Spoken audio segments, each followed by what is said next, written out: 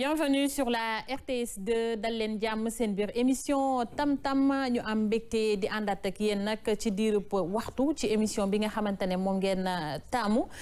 tey nag di talanta juróom-ñaari fan ci weeru juillet ñu fas yéene rek xuus si émission bi ci suñu rubrique yi nga xamante ne bi ci jiitu mooy on en parle ñu fas yéene ci ànd nag ak kii di Cheikh Diop di journaliste tey ñuy waxtaanee nag lépp loo xamante ne dafa ñeel waa Croix-Rouge rawatina nag liggéey bu am solo bi nga xamante ne ñu ngi koy def ci jamonoy feebar bi nga xam ne moo lëmbe àdduna lëmbe fépp di coronavirus bu ñu weesoo loolu nag ñu ñëw ci coup de cœur fas yéene ci ànd ak Rougui nag saa su ne day dem dénicher ñu ay coup de cœur tey muy waxtaan ci li nga xamante ne mooy aménagement bu ñu def ci ñaari voies yu ñaar tali yi ñàkkul ne xëy na seetlu ngeen ko muy lu am solo loo xamante ne dafay gën a taaral li ñu naan cadre de vie ñu koy waxtaanee kon tey ci biir coup de cœur fas yéene ci ànd ak Rougui comme ni ma ko junjee niki saa su ne nag dañu am itam ay gan ay invité yoo xam ne dañu ànd ak ñun tey ñu fas yéene ànd ak madame Bafou Ba nag moom mooy présidente nationale Croix-Rouge bu Sénégal ak ci wetam kii ñu naan Ahmadou Ly moom nag géographe urbaniste la ñoom ñaar ñooy suñu invité ci tam-tam bu talaatay tay bi ñu bàyyi leen ngeen toog bu baax installé wu ñu dem dellu siwaat mën a dugg ci biir waxtaan bi.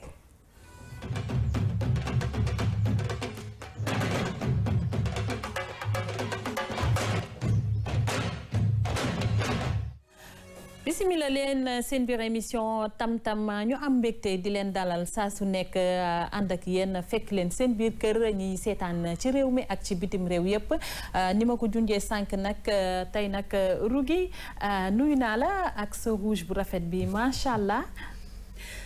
fay naa la Maymuna kontaan si yow rek gis naa sa bleu dag may tooñ waaye xam naa ne yow mi ni nga def baax na lool di la nuyu di nuyu suñu invité yi di nuyu Cheikh di nuyu téléspectateurs yi nga xam ne saa su nekk rek comme ni ma koy waxee dañuy safoo la RTS 2 di bëggee suñuy programme rawatina nag tam-tam Maymuna Cheikh Diop Diobène bi sama kal bi yow itam yow moom xaw ma dama lay dalal xaw ma dama lay nuyoo est-ce que war naa la nuyu sax mais garaawul nuyu ma rek waaw nuyu naa la waaw maa ngi lay fay maa ngi lay gërëm di la sant di gërëm aussi Rougui di gërëm aussi suñu gan yi madame Bafou Ba bu Croix-Rouge ak monsieur Ly géographe je crois que moom ñoo xaw a bokk li ñu jàng. am ngeen fu ngeen daje daal waaw am na fu ñu daje. kon monsieur Ly mu ngi noonu Amadou dalal nañ la jàmm ci biir tam-tam di la remercier ci nangu bi nga nangu ñëw si suñu biir émission yow itam ñu bàyyi la rek nga daal di nuyoo. le plaisir est partagé maa ngi lay fay. di nuyu sama doyen Cheikh Diop comme nu nga ko waxee léegi ñun ñoo bokk pratiquement suñu discipline géographe mais maintenant moom bon il se penche plus sur côté journalisme que sur côté géographie di nuyu tamit sama siste Rougui di kontaan bu baax ci invitation bi di nuyu seen téléspectateur ak seen téléspectatrice j'espère que waxtaan bi dana am solo incha allah di nuyu tamit sama yaay booy bi ma bokkal plateau bi di nuyu téléspectateurs yi téléspectatrices yëpp waaw ni nga ko waxee nag tey vraiment dañ fi am suñu yaay joo xamante ne dañ koy puukare woo ndax c'est une grande dame boo xam ne elle est connue xàmmee nañ ko ci plateau de télé yi xàmmee ko tamit ci activisme ak militantisme bi nga xamante ne mu ngi koy def pour la cause des femmes wante tey nag beneen mbaxane la fi ñëwee madame Bafou Ba ñu koy wax tata Bafou pour ñi nga xamante ne ñoo ko gën a miin madame Bafou Ba yow yaa présidente nationale bu Croix-Rouge yow itam sant nañ la gërëm la ci déplacement bi ci biir émission tam-tam. waaw ma fille maa ngi leen di gërëm di leen sant yéen ñëpp maa ngi kontaan trop ci invitation bi nga xam ne yéen ak Cheikh Diop yéen a ma ko def fii ci RTS 2 dafay émission boo xam ne dañ ko ràññee te man ci sama bopp dama ko bëgg ndax dafay am ay information yoo xam ne nit ñi danañ ci mën a jëfandikoo lu bari di gërëm di sant sama doom ji ci sama wet lii di gërëm Rougui di gërëm Cheikh di leen gërëm yéen ñëpp ak Mansour mais ci gannaaw nga xam ne sama rakk bopp la waaw kon daal tey mën nañu wax ne sa kër nga ñëw ndax say rakk nga fi fekk ak say am di jàmm ak i doom ni ma ko waxee sànq nag on en parle mooy suñu rubrique bu njëkk ci tam-tamu mardi Cheikh tey nag da nga ñëw fas yéene ñu xamale ak Croix-Rouge bu Sénégal mën naa ko waxee noonu. waaw parce que en fait xamale bon c'est trop dire. waaw parce que Croix-Rouge je crois que Sénégalais yu bëri xam nañ ko. ñi jàng école aussi xam nañu Henri Dunant. mi nga xam ne moo ko sos. xam nañu aussi histoire Croix-Rouge fu mu jógee mais ci biir mbas mi am na rôle bu am solo buñ ciy joué mais rôle boobu peut-être ñu bëri xamuñu ko. bon looloo taxoon ñu tànn la présidente Bafouba pour indi ko seq ak moom waxtaan pour nit ñi xam effectivement Croix-Rouge particularité bi mooy ay volontaires lañu. duñ leen fay. mais da ngay xool ci biir mbas mi travail bi ñuy def moo di liggéey bi liggéey la boo xam ne sensibilité bu mag moo ci nekk donc mu nekk loo xam ne sénégalais bu nekk war na ci jël exemple donc loolu exemple boobu nag la ñu bëgg a wane tey waxtaanee ko waaw sànq yaa ngi wax naan ku ne war naa mën a xam Croix-Rouge mais c'est pas si évident que ça de te xam naa ne li koy firnde mooy micro-trottoir bi nga xamante ne jot nañ ko def ndax doxantu nañu si mbedd Ndakaaru yi laaj yenn sénégalais yi lu ñu xam ci Croix-Rouge ak tamit ni yëngu-yëngu ñu dem rek découvrir micro-trottoir boobu laata ñu dellu si waat gën a yaatal ak suñu invité.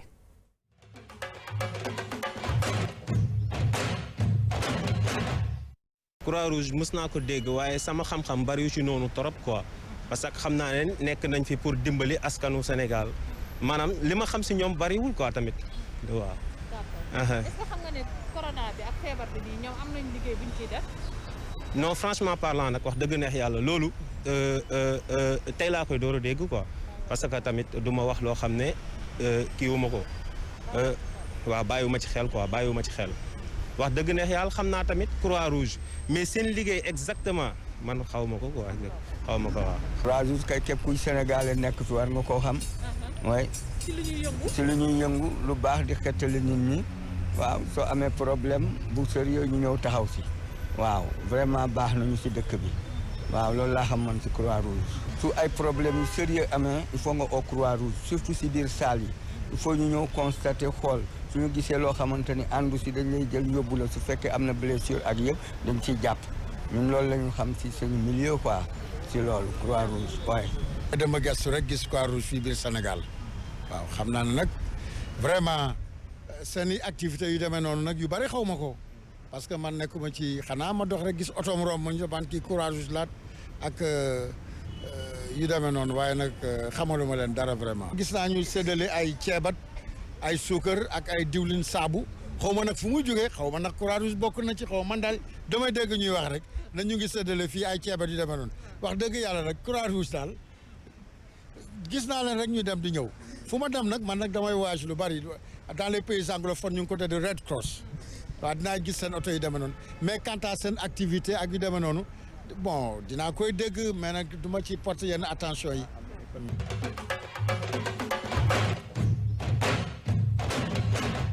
muy ngoog kon ñoo ko gisandoo waa muy Vox Pop boo xam ne def nañ ko ci mbedd Ndakaaru yi ñenn ci sénégalais yi nag Cheikh mel na ni xam nañu Croix-Rouge wante am na ñoo xam ne nag desandi nañoo xam lan mooy Croix-Rouge ak itam surtout lan mooy ay action xam naa ne dina ci baax tamit un petit rappel rek laata ma lay bàyyi ak suñu invité. waaw en fait dañ koy poser question bi madame Bafouba oui directement parce qu'elle est là donc ñu bëgg a xam rek mission Croix-Rouge d'abord Croix-Rouge nan la juddoo ak lan mooy principe de fonctionnement yi ma jàpp ne lépp ñu ngi ko wekk ci volontariat. waaw jërëjëf Cheikh xam nga question bu am solo la ndax dëgg la am nañu ko xam mais am nañu ko réere mbër te li ñuy wax tungu ne du teew moo ma dal tey te damay kontaan toujours bu ma tasee ku xamul Croix-Rouge lii lu ñu waroon def bu yàgg la maanaam wax nit ñi wan leen lan mooy liggéeyu Croix-Rouge. Croix-Rouge mi ngi juddoo ci fitna donc ci fitna la jógee bi Henri Dunant benn commerçant doon tukki dem fekk benn guerre ca Italie Solferino nit ñi tëdd ñii dee ñii blessé ñii mar di ñaan ndox xamul nu muy def mu teg saagam dugg ca biir dëkk ba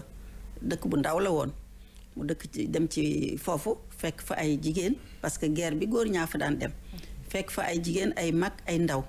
mu dajale leen ñëw ñii nga xam ne mar nañu ñu may leen ndox ñu naan ñi nga xam ne ñi ngi doon waaj a dee di sukuraat ñu jàppale leen ba yàlla moom seen bakkan ñi nga xam ne dee nañu ba pare te dañ leen bàyyi foofu ñu am ay fan ñu gas suul leen donc ñi nga xam ne soxla nañu ay faj ñu faj leen noonu yërmande boobu mu amoon moom lañ ñëw bi mu dellu see Suisse mu tasaare ko ci ay xaritam ñooñu ne ko léegi dañu bëgg tëral kuréel gu nga xam ne day jàppale nit te nit ki nag mënul lépp bala mu koy def ñu bare ànd jàppandoo liggéeyandoo pour mën a faj problème yooyu donc Croix-Rouge foofu la juddoo bi mu juddoo état yépp nag dajaloo aussi parce que benn loxo rek benn lam mënul yëngu donc état yépp daje fii ñu toll te tey buñ koy lim téeméer lañu ak juróom-ñeent fukk ak ñaar yu réew yoo xam ne dañoo dajaloo bokk Croix-Rouge donc àddina bi foo ci dem rek am na Croix-Rouge kenn am na léegi kuy wax Red Cross mooy Croix-Rouge ci anglais donc fii nag ci Sénégal ñun état bi moo créé Croix-Rouge en 1963 mais fekkoon na Croix-Rouge bokkoon ci Sénégal bokkoon ci Croix-Rouge française donc bi mu amee noonu par décret li ñu wuteleeg ONG wala association yi loolu la ñun on est reconnu d'utilité publique maanaam nguur gi fu mu taxawee ñun war nañu taxaw ci wetam pour jàppale ko ci sunu man-man sunu man-man nag mooy fépp pour ndimbal war a am ñu taxaw fa waaye bu ñu dimbalewul duñu fa mën a egg donc moo tax sunu slogan mooy aider la Croix-Rouge à aider maanaam dimbaleel Croix-Rouge mu dimbale néew ji doole yi wax nañu léegi ceeb ak yooyu ceeb ak yooyu mooy mujj ci li ñuy def lu baax la ndax wax dëgg yàlla am sama jaamu séeréer yi yooyu rek la ñuy toppatoo ceeb ak suukar dëgg la mais nag yeneen yi ñuy def moo ëpp solo te xëy na léegi wala man ci xuus ci situation bu mel nii rek maanaam mbas wala situation d'urgence wala inondation wala guerre ci la ñuy gën a ràññee Croix-Rouge waaye Croix-Rouge bi balay loolu di am day former ay nitam maanaam daf leen di tàggal leen nag ci dimbale nit ki te doo ca séentu dara xanaa payu yàlla mooy volontariat Cheikh doon wax sànq bi nga dégg ñuy wax donc ñu tàggat leen ci loolu donc boo gisee volontaires yi bari c'est parce que dañ leen tàggat bu leen di tàggat nag ñoom duñu fay ñun ñoo leen di tàggat ñun tim ci suñu ay propres moyens waaye boo leen ci xasee ba tàggat dootuñu te génn mukk loolu mooy mbirum yàlla mi yàlla def ci Croix-Rouge ba nga xam ne nit ñi dañ koy gëm pour ñëw engagé wu bokk ca te duñ ca séentu dara lu dul dimbale rek nit ki parce que mi ngi ci ay jafe-jafe. alors Cheikh Diop yaakaar naa ne am na sax yeneen image yoo xam ne bu ci kanamee tuuti danañ ko gis jëm ci comme ni mu ko junjee liggéey bu am solo bi nga xam ne ñu ngi koy def ci période mbas mi waaw ci période mbas mi madame Bafou Ba dama bëggoon ñu pàccal li nga xam ne mooy laaj yi d'abord ci li nga xam ne moo di néew yi nga xam ne dañu génn àddina ci Covid bi ma bëggoon xam protocole bi nan la tëddee ak yéen Croix-Rouge lan mooy ci seen wàll. waaw jërëjëf Cheikh xam nga question boobu laaj nga ma ko ci rajo bi.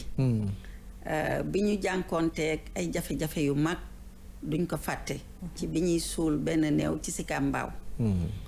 boobu sax la nit ñi gën a jaaxle ci lan mooy yoonu Croix-Rouge ci suul néew. dama wax léegi ci njëlbeen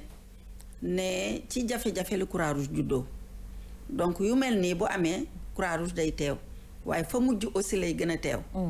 mooy nit ki bu xam nga wax naa la ne Henri Dunant dafa duggoon ci village ba laaj ñu suul ñi nga xam ne deewoon nañ ci guerre bi donc ci la ñu jógee fépp ci àddina foo xam ne am na situation bu mel ni mbas mi néew yi dañuy wax toujours ne nit ki dafa war a nekk ak dignitéem war a nekk ak suturaam ba baa muy wuy ji boroomam te buñ koy jébbal boroomam aussi dañ ko war a jébbal ci anam yi nga xam ne moom la réew mi di dundee mooy ñu sang ko dugal ko ci biir suuf ci protocole boobu nag protocole bi ministère de la santé daf ci bokk sapeur pompier daf ci bopp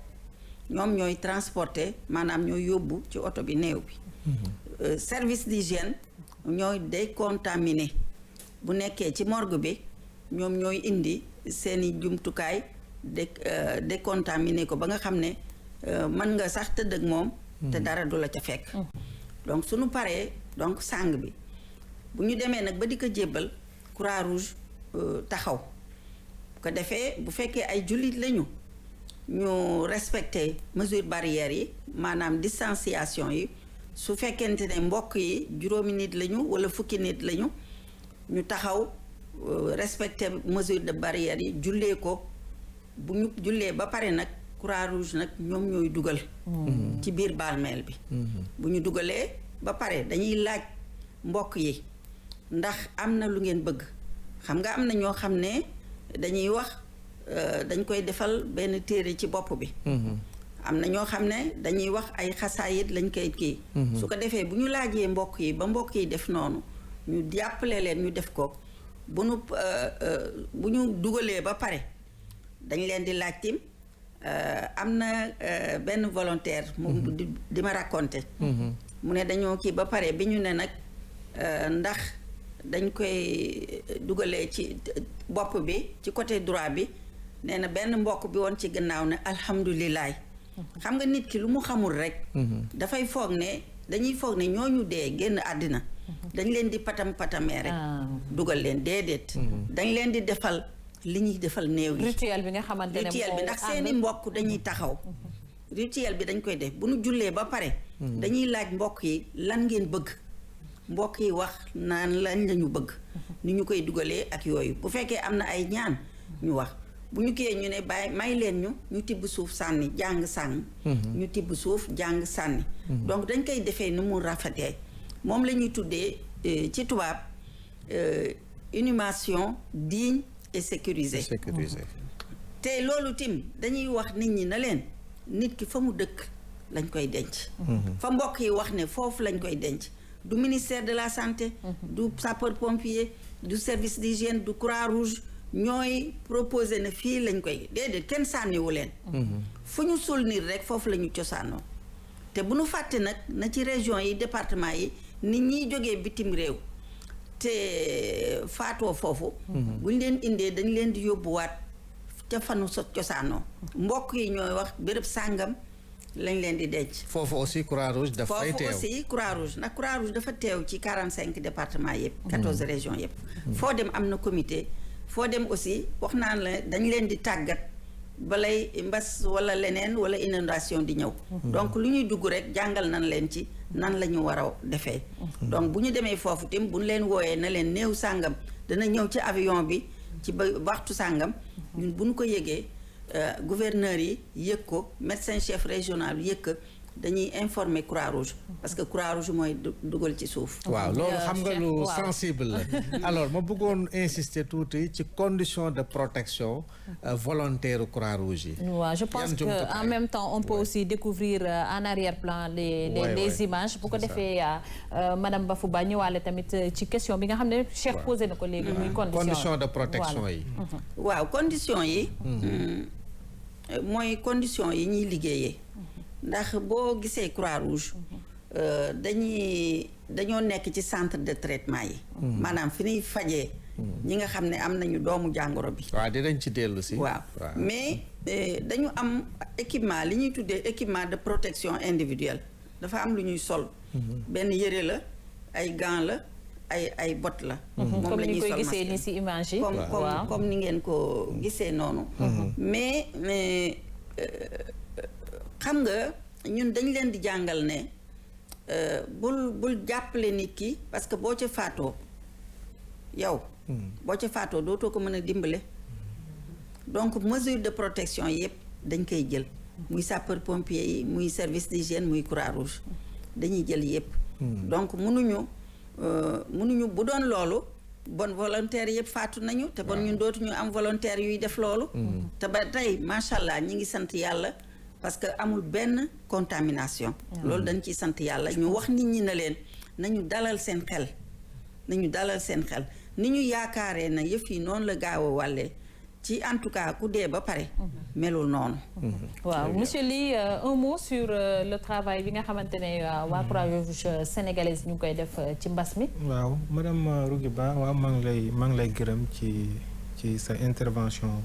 li nga wax yëpp ci historique bi dalee ko ci Croix-Rouge nan la juddoo nan la son évolution et tout. man sama question dama koy laaj concernant à propos de ci kii ñu génn àdduna ci Covid-19 bi léegi ñooñu ñëpp Croix-Rouge moom moo leen di taxaw ba ci inhumation bi wala am ngeen ci base de données genre. waaw ñun fépp fu ñuy xam nga Croix-Rouge mi ngi liggéeyee. dañu am ay hygiénistes. am ay médecins am ay infirmiers volontaires. yoo xam ne bi mbas mi ñëwee rek ñoom dañoo daw ñëw Croix-Rouge. ne ñun de bëgg nañu jàppale. ndax Croix-Rouge dafa bokk ci dispositif national. bi gouvernement bi teg en place. à côté des sapeurs-pompiers ak waa service ñëpp daal service su ministère de la santé yëpp. ci la ñu bokk wax dëgg yàlla ñu jox ñi ci cër yu rëy aussi. ñu di ko doxal donc Croix-Rouge boo demee nit ñi bu ñu mën a nekk ci centre de traitement yi c'est parce que hygiéniste Croix-Rouge yi ñooy nettoyer. ñooy nettoyer yëpp. oui surtout dans les centres de traitement. dans les centres de traitement. médecin bi xam nga buñ ko bàyyee mu dem noonu rek te protégé wu te bu protégé ba pare. yooyu muy sol bu paree dañ koy nettoyer moom tim dañ koy décontaminer. donc xale yi Croix-Rouge yi volontaires yi ñooy defar yooyu ñooy nettoyer ñi nga xam ne ay personnes contact lañu ñu confiner leen yóbbu leen ci hôtel yi wala ci centre yi wala ñu nekk sax seen biir kër xale yi Croix-Rouge yi. xaw ma ndax image yi mi ngi ci waaye di ngeen gis. ni ñuy kii chariot yi di fëgg ci bunt yi. ñooñu di jël seen ndékki wala seen añ. ñoom ñooy def loolu. ñi nga xam ne tam ñi ngi ci hôtel yi tey mënuñu jokkook seeni mbokk Croix-Rouge ñooy dem jëndal leen crédit dañ leen jox ay téléphones yoo xam ne ñoom danañ mën a jokkook seen mbokk yi des ci kër gi. donc chaîne bi. fi ñu nekk dafa bari. ca médecin ba ca infirmier ba ca hygiéniste bi ba ci ñaanuñu ko yàlla. ñi nga xam ne génn nañu àddina ci premier ba nag laay wax de ba ci tey jii xaw ma démb. ba ci ku mu jukki. donc ñun bu ñu teewul sax du mën a am. ndaxte ku nekk ak la nga jàng ak la nga man waaw dëgg la waaw sapeur yi ñi ngi fi kii ñi ngi fi waaye bu Croix-Rouge ñëwul dañuy faste parce que du ñëpp ka ñeme aussi.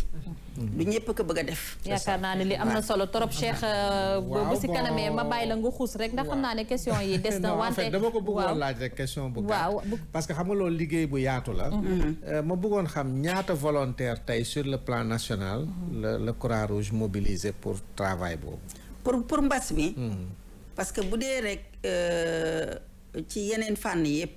ñun am nañu ci sunu banque de données 30 000 volontaires. yoo xam ne boo leen fëggee tey ñu jóg waaye ci 30 000 yooyu dañu ne parce que ñooñu boo leen di mobiliser tim dafa laaj ay moyens dafa laaj ay jumtukaay fii ñu toll 3203 volontaires la ñu mobiliser sur l'ensemble du territoire. boo demee nag département bu nekk dama bëggoon boo lëggee ngeen def micro trottoir mais micro médecin chef de district yi au niveau départemental et au niveau régional ak gouverneur yi ak préfet yi ngeen laaj leen lan la Croix-Rouge di liggéey ci mbas mi waaw ñoom duñu weddi liggéeyu Croix-Rouge. Et ils sont bien placés pour pouvoir répondre. xam naa ne Rougui yow itam rek ñu bàyyi la nga wax ci sujet bi parce que à la lumière de tout ce qu'elle vient de dire gis nañ ne Croix-Rouge finalement liggéey bu am solo la ñu def ci xeex mbas bi mais surtout ci côté li nga xamante ne mooy xeex stigmatisation bi maanaam boddi gi nga xamante ne dañu boddi ñi génn àdduna am ko wala seeni mbokk sax yi nga xamante ne amaana xëy na ñoom ñoo fi des. dëgg la ni nga ko waxee Maïmouna fa laa doon ñëw sax parce que comme ni mu ko évoqué léegi madame Ba wax na ci problème bi nga xam ne amoon na fële ci Sicap Mbao alors ma bëggoon xam ndax yéen laata boobu jëloon ngeen matuwaay ci seen communication comme ni nga ñu ko expliqué léegi mu leer pour wax ne rek néew bi dañ koy décontaminer ba nga xam ne jaratul ñu koy ragal ci mbokk yi wala ci ñi nga xam ne rek foofu lañ ko fas yéenee denc pour wax leen ne leen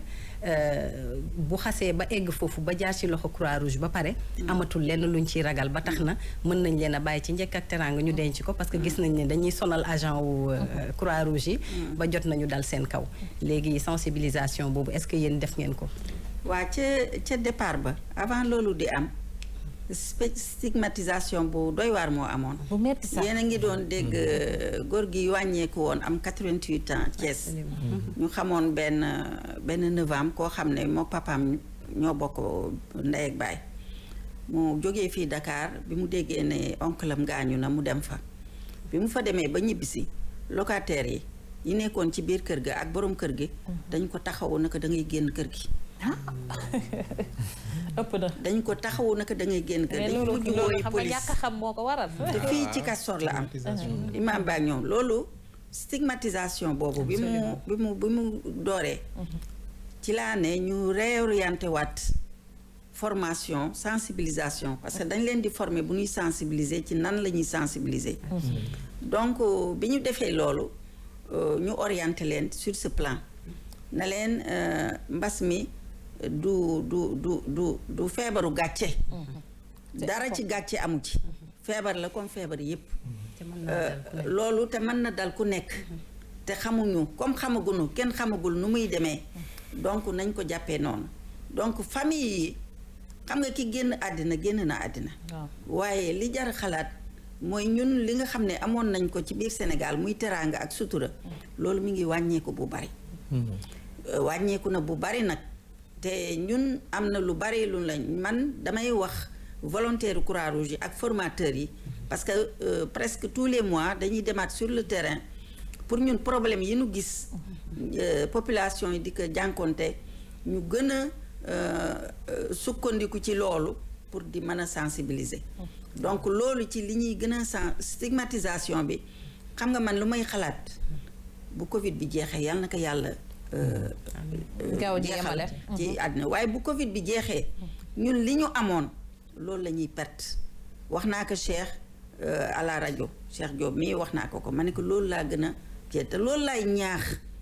journalistes yi médias yi ñu gën a accentuer loolu laay ñaax ministère de la santé nga xam ne moom mooy dajale communication yépp ñu gën ci xuus parce que loolu day jafe torop day metti torop ñun nag suñu ay volontaire dëgg la damay wax loolu rek di rassurer nit ñi gis nga li ma leen bëgg a wax mooy seen engagement bi loolu amee ñu dem faj leen dalal leen waxtaan ak seeni waajur waxtaan ak ñoom dama leen woowaat quelques jours après na leen mbaa yéen a ngi noppalu ñu ne ma waaw man leen noppalu leen de ñu ne ma ñu ngi fii siège bi Pikine ma ne ko yéen a ngi siège Pikine Croix-Rouge ñu ne ma waaw lu ngeen fiy def dañu am enterrement ma ne da ngeen di dem ñu ne ma président dañuy dem ma ne mu ne ma population yi dañoo xamul loolu moo tax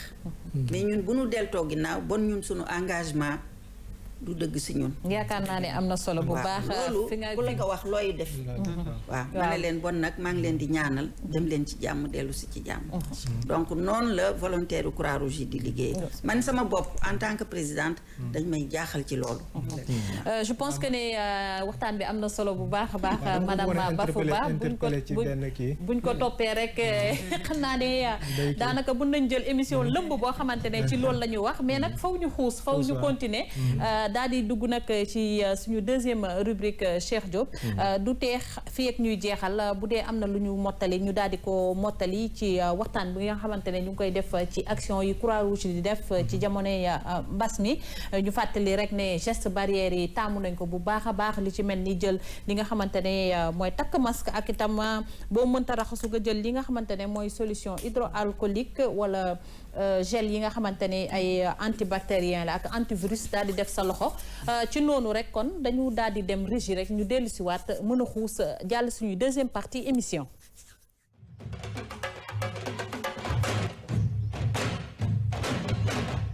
mu ngi noonu nag kon dañu dugg ci li nga xamante ne moo di coup de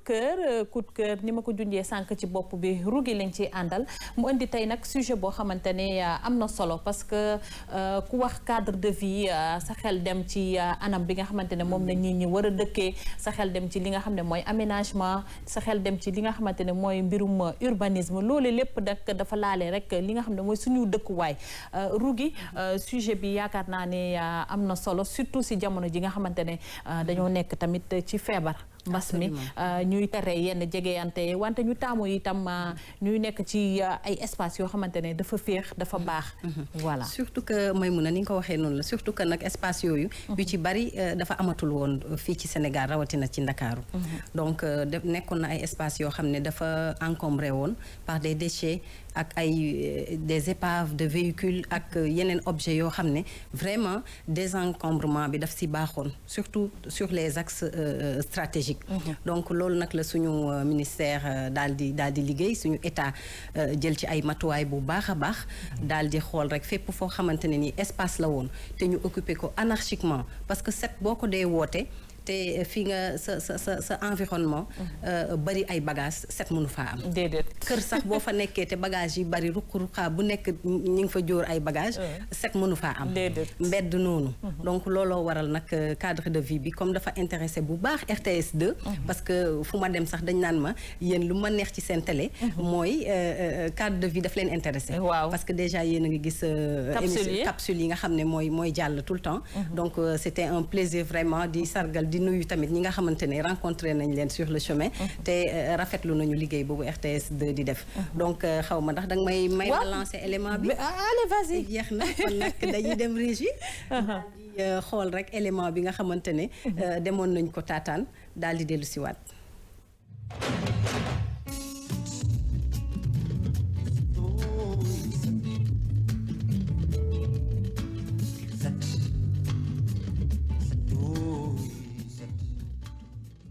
fii taxaw nii di wax ak yéen mel na melakaan woo xam ne bii jamono yooya kenn bëggu fee daggu mburu di ko lekk sax ndax salte léegi ma def fi 8 ans lu nekk fi nekkoon fii moom kenn ñemee fi woon a dugg sax parce que salte bi fi nekkoon man dama daan xëy chaque jour di fi génnee lu mat presque ay 5 chariots. ni mu mujj mel nii mu mel moo ñu ko gënal.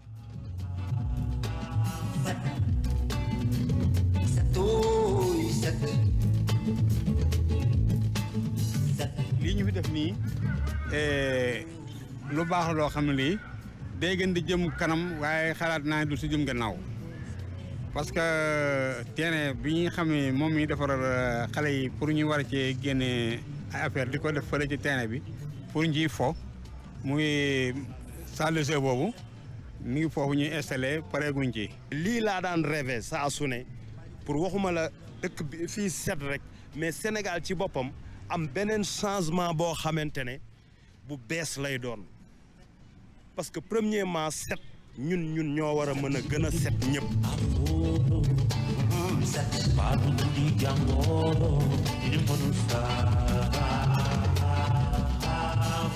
des na ci ñun ñi nga xam ne ñoo fi dëkk nag ci civilisation ci gérer ko bokk ko ak li nga xam ni ñoo ñu ko defar rek pour ñu am ci bët pour mu mën a durer mu mën a yàgg ñu mën ci gis suñu bopp. guddi gi boo génnee fii ci sens nettement que ni nit ñi namoon nañ lii bëgg nañ lii wax fa dëgg yàlla ñun ñi fi dëkk ñoo ngi ciy gis suñu bopp ñi fi romb tamit ku fi romb tamit xam ni lii ñu defar lu rafet la macha allah. kontaan nañu lool ndax fii suñu lépp la ñun amuñu lu dul Grand Dakar ñun amuñu lu dul ñaari tali mooy sunu Paris mooy sunu Allemagne mooy sunu Makkatul Mukarram mooy sunu lépp ndax nit amul lu dul fu mu juddoo kon daal ñoo ngi leen di santaat encore une fois di leen gërëm. bu ñu jëlee ay milliards def ko ci ñun lañ ko defal ñun ñii dëkk ñaari tali lañ ko defal kon nag suñu sag la ñoo ngi ciy gërëm président mi ko def di xalaatam xalaat bu rafet vraiment. ndax tamit da ngay def fii tey bu subaa nga def fee ginnaaw suba nga def fee. ginnaaw yàlla dogal na maa ngi toppatoo sama liggéey war na maa gën a sawar nag ci li may def nag bu baax a baax am ci yéene bu baax a baax te yàlla nu yàlla defal jàmm daal ba li nu naal daal nu àggale ko jàmm rek. wóor na yàlla man gëm naa ne Sénégal dina am beneen changement bu bees boo xamante ne ci propreté lay démarrer.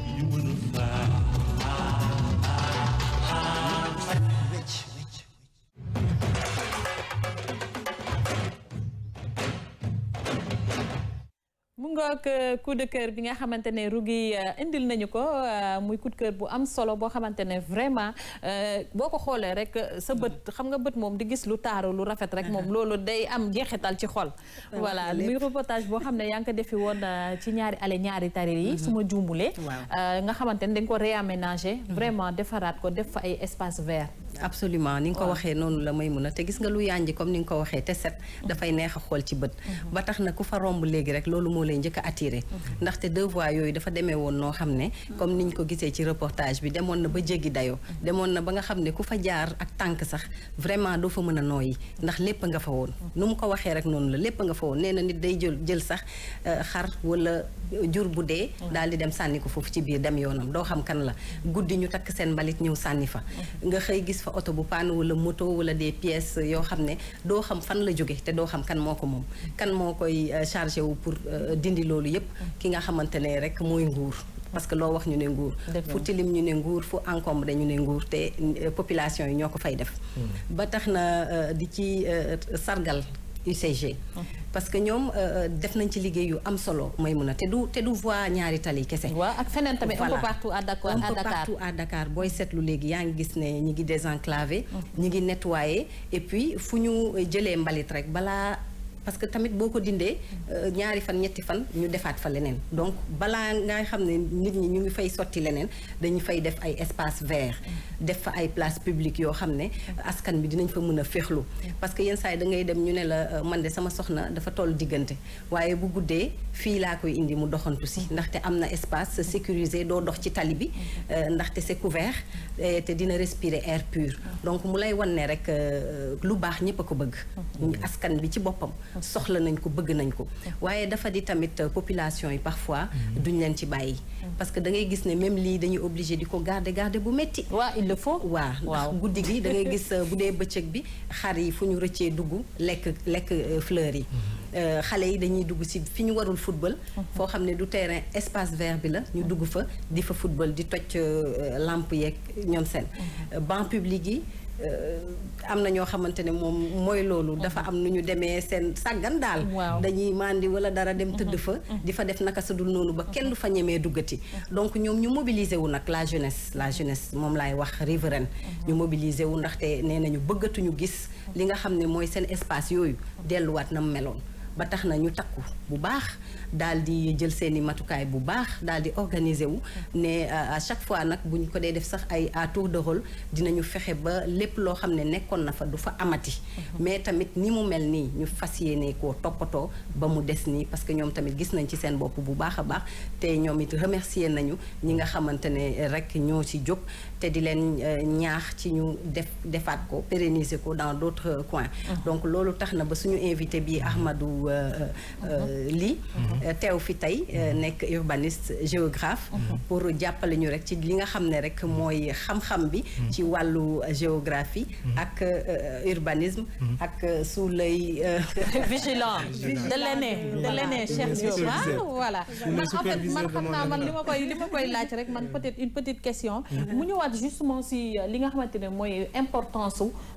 urbanisme parce que je pense que ne dañoo nekk si jamono joo xamante ne instant yi urbanisme ak aménagement des territoires wala des terroirs xaw ma comme nu ma ko war a waxee dafa ñëw dafa imposé wu dafa nekk une question centrale merci beaucoup au niveau des politiques publiques absolument su ñuy wax urbanisme moom mooy c'est l'organisation de l'espace et des activités qui se déroulent au niveau de l'espace moom mooy maanaam daal nu ñuy saytoo suñu espace yi suñu territoire yi par exemple ba lu nekk loo xamante ne logement bi fii la war a nekk yenn infrastructure yi fii la ñu war a nekk yenn espace vert yi fii la ñu war a nekk bu ci nekk place am loolu la ñuy wax urbanisme quoi loolu la ñuy wax la planification urbaine sooy xool loolu mën a wax sànq noonu beaucoup de documents de planification urbaine comme yenn documents yi PDU plan directeur d'urbanisme dañ koy jël en compte lu ñuy bañ moom mooy population yi implanté wu par exemple ci benn territoire boo xamante ne amul planification urbaine. planification urbaine moom mooy par exemple comme ma la wax tantôt yenn infrastructures yi yenn équipement yi ak yenn logement yi bu ci nekk daal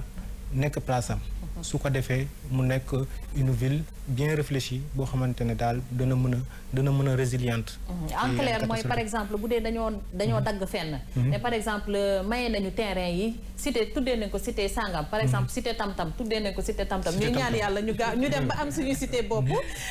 mais cité boobu dañ ko war a planifier. waaw dañ ko war a planifier dañuy war a réfléchir. sur le devenir comme yenn géographie ñu wax le devenir des territoires. de l'avenir ou bien le futur des territoires. Il faut que daal mu nekk benn kii boo xamante ne document wala benn kii boo xamante ne daal nit ñi danañ ci mën a basé wu pour mën a xam suñu dëkk par exemple à court et à moyen à long terme na la war a mel quoi. na la war a par exemple école bi fii la war a nekk. war na am école fii mosquée bi war na am fii xale yi war nañu am fu ñu foowee. espace vert bi fii la war a nekk. moom la ñuy wax les villes multifonctionnelles. ok c'est ça. alors en fait écologie bi lu am solo la. parce que boo gisee France tey. ci seen dernière élection locale yi. presque liste écologie yi. dañu def une percée dans la pays parce que en fait c'est une demande sociale. beneen aspect bi mooy ñoom ñu ngi nekk ci période boo xam ne dañuy dem vers la transition écologique donc aussi lu am solo la mais xam nga suñu ville yi fii loolu dafa war a bokk ci urbanisme bi wala urbanisation bi daf ci war a bokk waaw parce que place yooyu souvent dañ koy génne ci plan yi mais malheureusement bu ñu demee ba ci kanam suñ ko réaliser wul rek nga gis benn waay jóge fële rek ñëw indi kayitam ne waaw fii man lañ ko attribuer alors que boo xoolee le plan d'aménagement de la cité ou du quartier foofu dañ ko prévoiroon par exemple comme espace vert yu mel nii ñu gis fii ci ñaari tari mais loolu ci environnement nit ki la bokk parce que dëkk il faut mu noyyi poumon vert yooyu ñooy contribuer à ce que la ville respire c'est la fonction première d'ailleurs de la zone des Niayes moo tax bu ma gisee nit ñi di ko song bëgg fa tabax mais dama naa mais ñii dund Dakar yëpp la ñu bëgg a nasaxal waaw parce que zone la yoo xam ne dafay stabiliser un peu la ville bu pollution bare zone yooyu ñooy permettre à la ville de respirer donc yooyu yëpp ci la bokk mooy espace vert yi ñuy gis dans la ville c'est important d'autant plus que ne dafa bokk tamit loolu lépp ci Rougui mu ngi koy wax sànq désencombrement parce que gis nañ ne ministère bi nga xam ne moom mooy toppatoo lépp lu jëm ci mbirum urbanisme aménagement ak yooyu tamit am na liggéey bu am solo boo xamante ne engagé nañ ko woon laata mbas mi di ñëw doon nañ fa organiser li nga xamante ne mooy cleaning day yi te cleaning day yi à chaque fois bu ñu ko defaan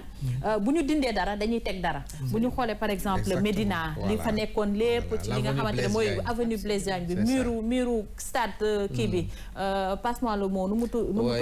Iba Mar Diop gis nañ ne dindi nañu raxas nañ ba mu set wante teg nañ fa ay pots de fleurs yoo xamante ne day tax ku ñëwaat doo mën a toog oui d'où l'importance de la population ci seen contribution par exemple sànq ci élément Rougui bi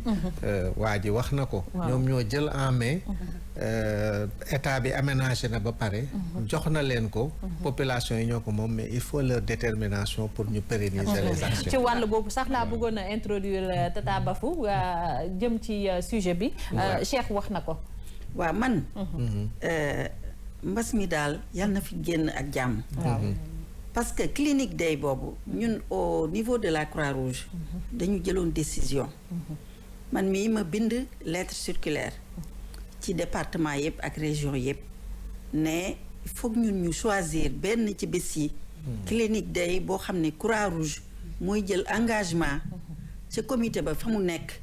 mu génne ay volontaires am ñu def clinique day parce que wax naa leen 30 000 volontaires la ñu am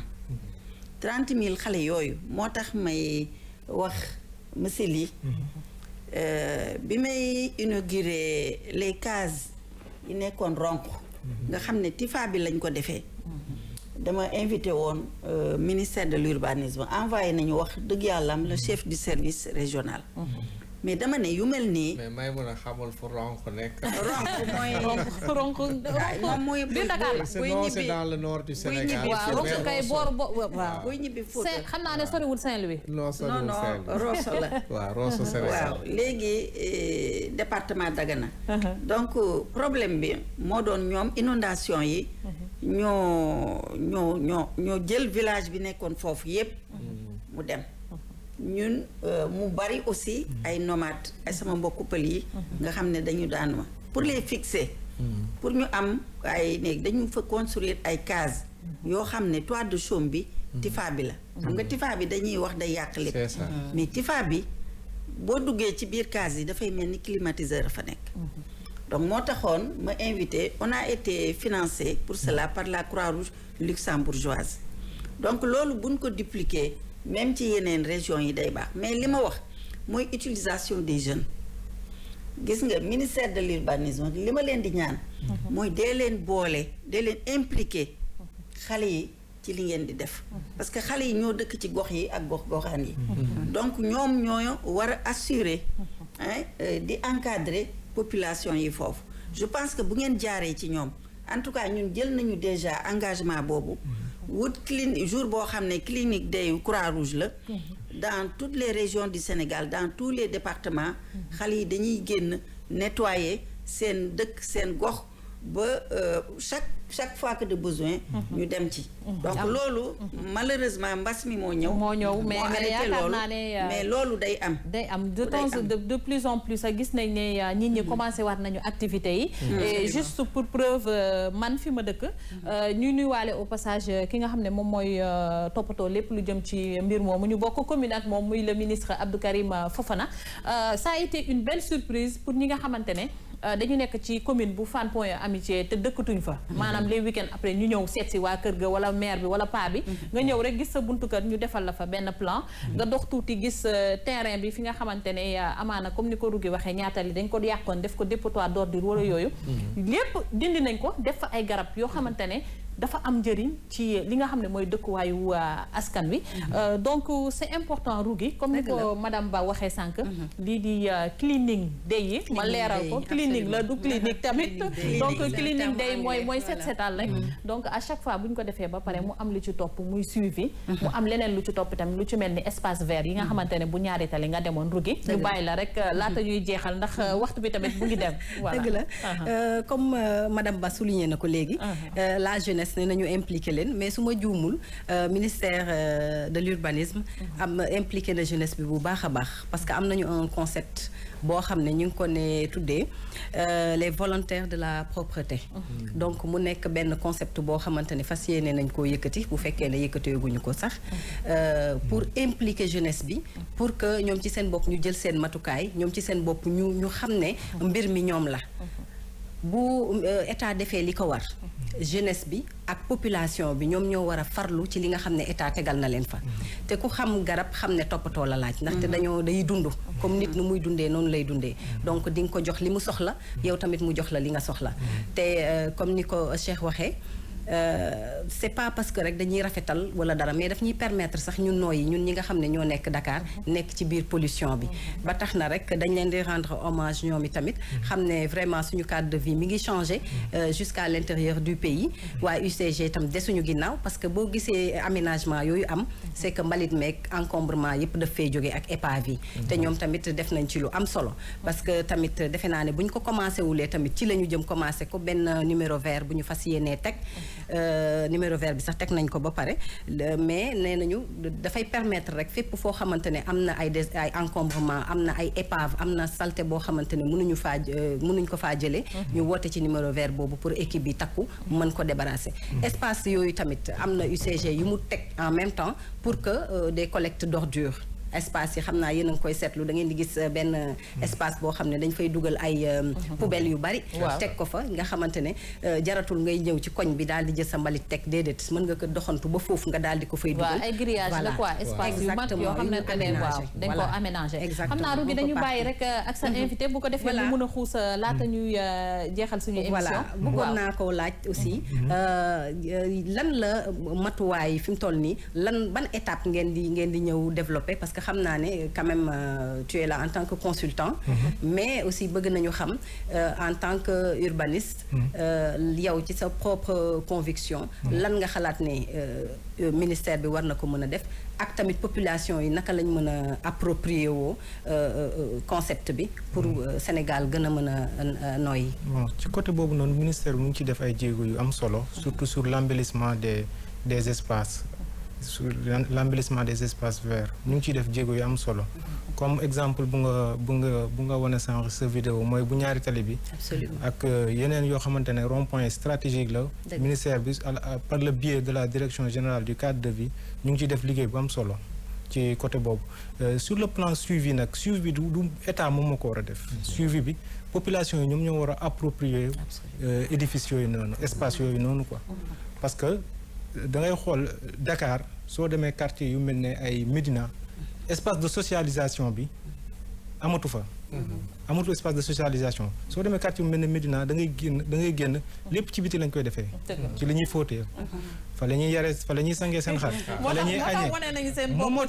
moo tax genre espace yi nii. population bi ñoom ñoo ko war a approprier wu. c'est pas à l'état ñëw di def suivi bi ñoom ñoo ko war a toppatoo seen bopp. ñoom ñoo ko war a entretenir seen bopp. ñoom ñoo war a def tout pour espace yooyu nekk des espaces yoo xamante ne day am pérennité dans le temps et au niveau de l'espace. sooy xool espace yooyu dafa am solo ci dëkk comme sama doyen lu mu ko évoqué sànq. genre poumon vert la.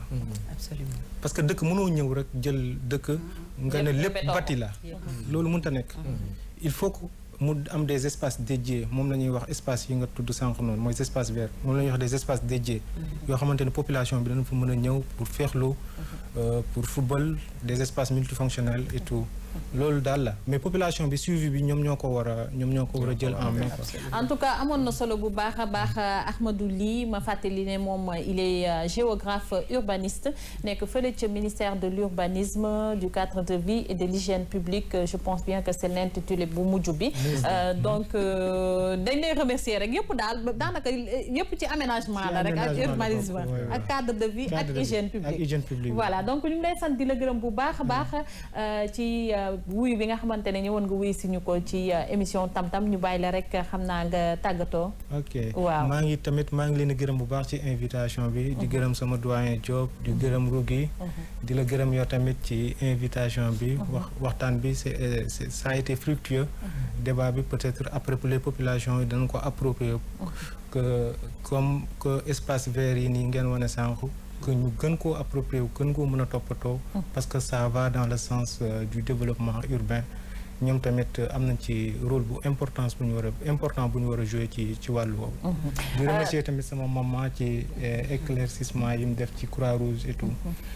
ça a été très instructif Tata Bafou Ba yow itam ñu sant la gërëm la bu baax c'est vrai qu'on a beaucoup appris ci Croix-Rouge merci d'avoir accepté notre invitation. maa ngi leen di gërëm ñi nekk tout autour de la table parce que sama ay doom sama ay rakk rek ñoo fi nekk di sant ci invitation bi xam nga li may wax toujours dama ko mas di wax boobu yàgg na boobu seeni mag ñoo fi nekkoon ak yooyu xam nga émission thématique dafa baax xam nga lii mooy yee ñu bari ci li am ci seen réew te ñu umpale woon ci lu bari yéen da ngeen am rôle bu baax bu ngeen di jouer man dama leen daan suivre mais boobu artistes yeeg yooyu c'est quand même très intéressant mais tey thème yi ngeen indi wax dëgg yàlla qui me permet de saluer la présence et puis en fait les objectifs yi nga xam ne ministère de l'urbanisme mi ngi ko am actuellement yaakaar naa bu ci saxee